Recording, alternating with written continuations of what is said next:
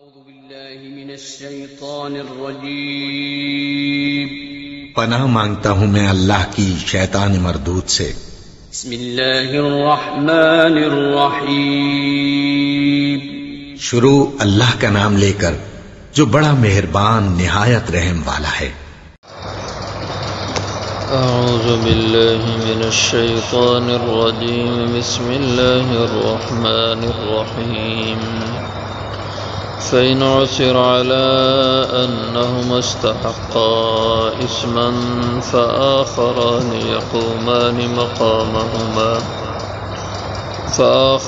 يقومان مقامهما من الذين استحق عليهم الأوليان فيقسمان بالله لشهادتنا أحق من شهادتهما وما اعتدينا إنا إذا لمن الظالمين ذلك أدنى أن يأتوا بالشهادة على وجهها أو يخافوا أن ترد أيمان بعد أيمانهم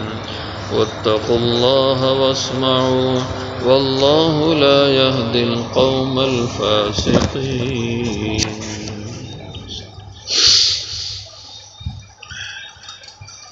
فإن عثر پھر اگر اطلاع ہو علی انہم استحقا اس بات پہ کہ بے شک وہ دونوں گواہ استحقا اسمن وہ مستحق ٹھہرے گناہ کا فآخران پھر دوسرے دو یقومان کھڑے ہوں مقامہما ان کی جگہ من الذی جو ان لوگوں میں سے ہوں استحقا جو مستحق ٹھہرے علیہم الاولیان ان میں سے جو زیادہ قریبی رشتہ دار ہیں فیقسمان باللہ پھر وہ قسمیں کھائیں اللہ کی لشہادتنا کہ البتہ ہماری گواہی احق زیادہ صحیح ہے من شہادتہما ان کی گواہی سے وما اعتدینا اور نہیں ہم زیادتی کریں گے انا اذا لمن الظالمین بے شک ہم اس وقت البتہ ظالموں میں سے ٹھہریں گے۔ ذالک ادنی یہ بات زیادہ لائق ہے زیادہ قریب ہے یا تو اس کے کہ وہ لائیں بالشہادت گواہی علی وجہ ہے اپنے اصل طریقے پر او یخافوا یا وہ ڈر جائیں ان ترد ایمان یہ کہ رد نہ کر دی جائیں قسمیں بعد ایمانہم ان کی قسموں کے بعد واتقوا اللہ واسمعوا اور ڈرو اللہ سے اور سنو واللہ لا یہدی القوم الفاسقین اور اللہ نہیں رہنمائی کرتے فاسق لوگوں کی۔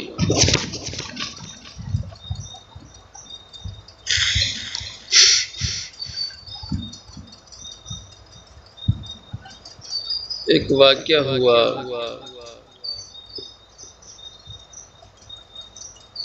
جس کا ذکر گزشتہ آیات میں ہوا۔ 3 آدمی سفر پہ تھے، ایک مسلمان تھے جن کا نام بدیل تھا، 2 غیر مسلم تھے تمیم داری اور عدی۔ بدیل ان کے پاس کافی سامان تجارت تھا، یہ بیمار ہوئے اور انہیں زندگی کی امید نہ رہی تو انہوں نے سامان کی ایک فہرست تیار کی اور اس کو اپنے سامان میں محفوظ کر دیا اور اپنے 2 ساتھیوں سے جو اس وقت غیر مسلم تھے کہا میرا سامان گھر پہنچا دینا اگر میری زندگی کا خاتمہ ہو جائے۔ وہ فوت ہو گئے، ساتھیوں نے سامان گھر میں پہنچایا لیکن اس میں سے ایک پیالہ چوری کر لیا جو چاندی کا پیالہ تھا اور کم و بیش اس دور میں اس کی قیمت 1000 درہم تھی۔ اس کو چوری کر لیا، بازار جا کے 1000 درہم میں بیچ دیا، 500 درہم لے کے چلے گئے۔ اور بعد میں جب بات کھلی اور چوری پکڑی گئی تو اس وقت ان سے گواہی لی گئی، قسمیں لی گئی، جن کا ذکر یہاں پہ موجود ہے۔ عصر کی نماز کے بعد انہیں مجمع میں کھڑا کیا گیا تو انہوں نے اس پر قسمیں کھائیں کہ ہم نے نہیں لیا۔ اس کے مقابلے میں دوسرے 2 آدمی کھڑے کیے گئے جو اس میت کے فوت ہونے والے حضرت بدیل کے قریبی رشتہ دار تھے، اور وہ تھے ایک حضرت عمرو بن عاص رضی اللہ عنہ تھے اور ایک مطلب سہمی تھے۔ یہ دونوں کھڑے ہوئے اور انہوں نے کہا کہ یہ لوگ غلط بیانی کرتے ہیں، ہمیں جو معلومات ملی ہیں، ہمارے پاس یہ لسٹ موجود ہے میت کی، اور اس نے اس میں پیالے کا نام لکھا ہوا ہے، فہرست میں پیالہ موجود ہے، اور یہ انہوں نے ہمیں دیا نہیں ہے۔ تو اس کا ذکر ہے فَإِنْ عُثِرَ عَلَىٰ أَنَّهُمَا اسْتَحَقَّا، پھر اگر معلوم ہو، اطلاع ہو جائے اس بات پہ کہ بے شک وہ دونوں گواہ جو میت کی موت کے وقت تھے جنہوں نے چوری کی، استحقا اسمن، کہ وہ دونوں گناہ گار ٹھہرے، وہ گناہ کرنے والے بن گئے، فآخران، تو پھر ان کی جگہ دوسرے 2 آدمی یقومان کھڑے ہوں مقام امان کی جگہ، اور وہ آدمی من الذین، ان لوگوں میں سے ہوں، استحق علیہم الاولیان،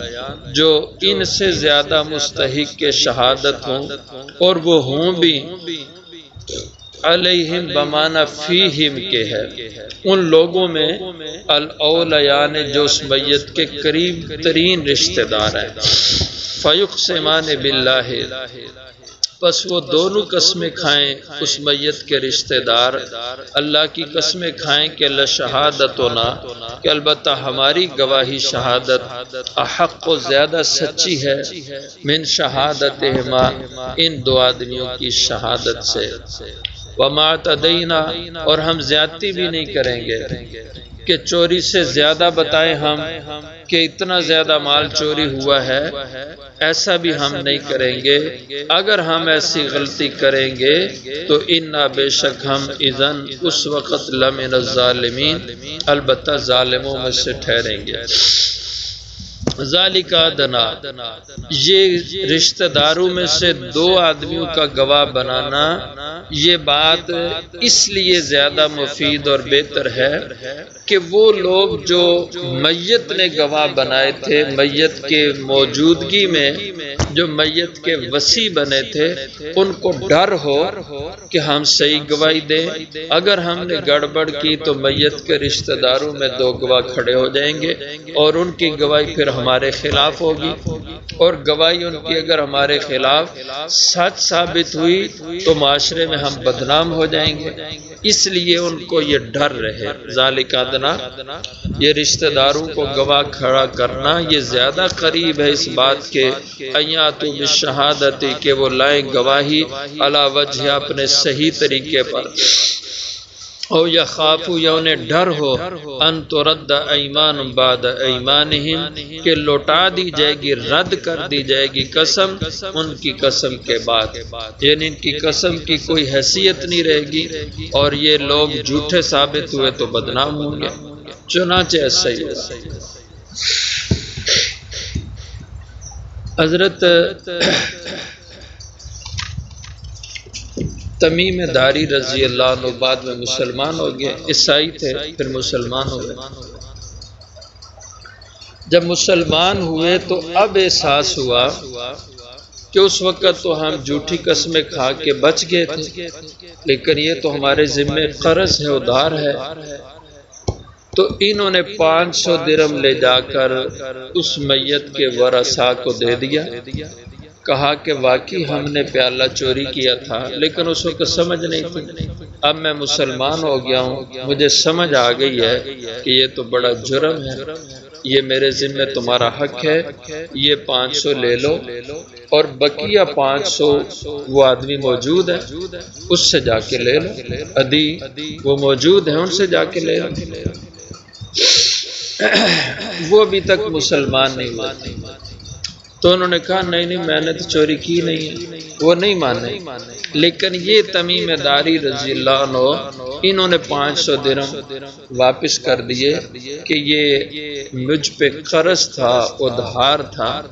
اور مجھے اس وقت سمجھ نہیں تھی، اب سمجھ آئی ہے، لہٰذا تم یہ واپس لے لو۔ واتقوا اللہ واسمعوا، فرمایا کہ اور اللہ سے ڈرو، ایسے معاملات میں خیانت نہ کرو، دغا نہ کرو، کسی سے جھوٹ کا معاملہ نہ کرو، اس سے تمہاری عاقبت برباد ہو جائے گی۔ واسمعوا، اور حکم جو اللہ کے ہوں ان کو سنا کرو، اور احکام الہیہ کو سن کے ان کی تعمیل کیا کرو۔ واللہ لا يهدي القوم الفاسقین، اور اللہ کا ضابطہ اور دستور ہے کہ اللہ تعالیٰ نہیں ہدایت دیتے اور کامیابی کا راستہ اللہ نہیں دیتے القوم الفاسقین، ایسے لوگوں کو جو اللہ کے حکم توڑنے والے، اللہ کے نافرمان ہوں، اللہ ان کو کامیابی کی رائے نہیں دیتے اور یہ لوگ راہ راست پر نہیں آتے۔ اس لیے اللہ کے حکموں کو توڑنے سے بچو اور اپنی زندگی میں اللہ کا خوف کھا کر، اللہ سے ڈر کر کے زندگی گزارو کہ دنیا سے تو تم اپنا جھوٹ چھپا لو گے، اپنی خیانت چھپا لو گے،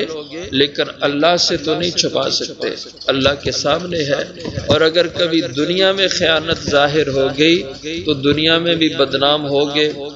اور معاشرے کے بھی مجرم بنو گے اور خدا کے بھی مجرم بنو گے۔ اس لیے فرما اللہ سے ڈر کے رہا کرو اور اس کے حکم سنا کرو کہ اللہ کے حکم ان کو پورا کرنا، ان کے مطابق چلنا، یہی اچھائی اور بلائی کا راستہ ہے۔